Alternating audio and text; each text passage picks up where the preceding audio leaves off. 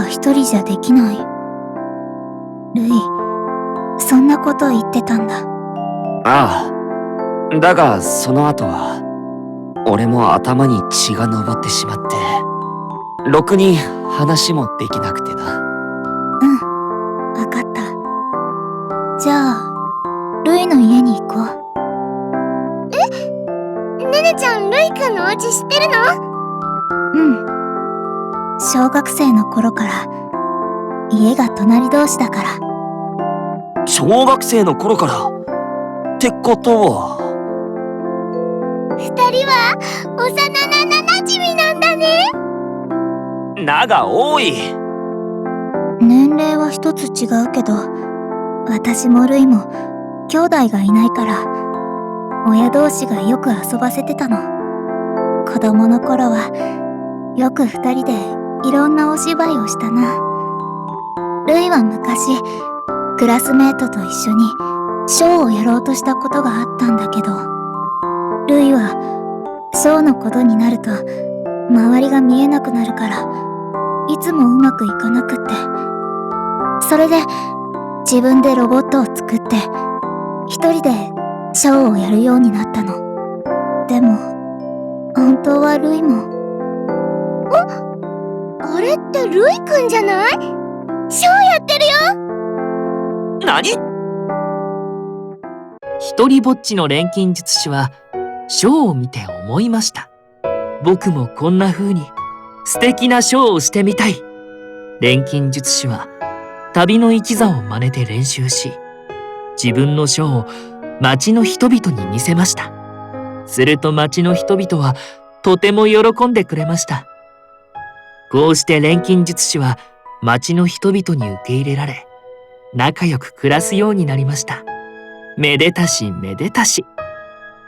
と言いたいところですが、この話には続きがある。町の人々が一緒にショーを作りたいと言い出したのです。はじめ、錬金術師は町の人々とショーができることをとても喜びました。しかし、錬金術師がショーのアイデアを出すたびに、町の人々はその突拍子もないアイデアに呆れて、一人、また一人と離れていってしまいました。それはどちらが悪いわけでもありません。ただ考え方が違うだけです。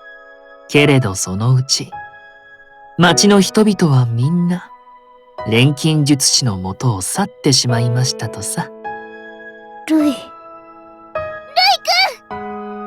ねね、M 君、それに君か。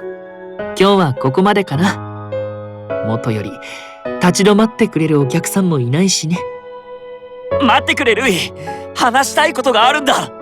昨日のことかい？それなら別に話すことはないだろう。それよりルイ、私はまたステージに立つって決めた。そうか。それはよかった。ねえルイ。ルイも本当はまた誰かとショーをやりたいんじゃない？ルイ、昨日は悪かった。俺はショーが失敗したことで頭がいっぱいになって、一番大事なものを見落としていた。ルイの言う通り、最高のショーには仲間が必要だ。俺がしたことは間違っていた。簡単に許されるとは思っていない。だが俺はまたルイと反省したってところかな。悪いけどそれはどうでもいいかな。元より君とネネの問題だからね。ネネが君を許せばそれでいいのさ。でもきっと君と僕は相入れない。どういう意味だ？君が最高のショーをやりたいのは結局自分がスターになるためだろ。僕はただ最高のショーができればそれでいい。君と僕は根本的に価値観が違うのさ。それは確かにそうだった。でも思い出したんだ。本当は俺はネネにステージに立つ気持ちを取り戻す機会を与えてくれたことには感謝するよ。でも僕はもう君とショーをしたいとは思わない。ルイ、少しの間だけど楽しかったよ。ありがとう。司くん、ルイくん追いかけなくていいの？よくない。いいわけがあるか。だが追いかけて俺は何を言えばいいんだ。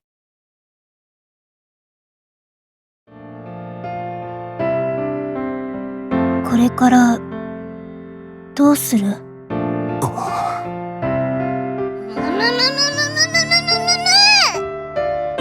なんだ突然。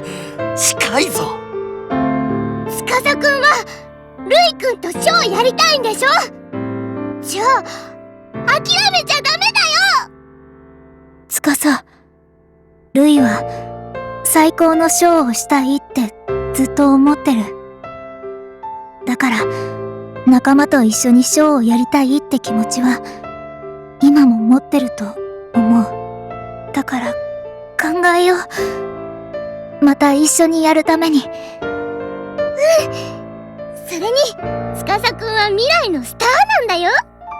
だったらルイくんを笑顔にしなくっちゃ。ああ、そうだな。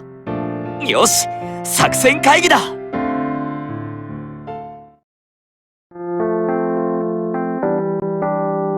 司くんどうしてるかな？みんなと仲直りできてるといいんだけど。おや？そんな話をしていたらまた来てくれたみたいだよ。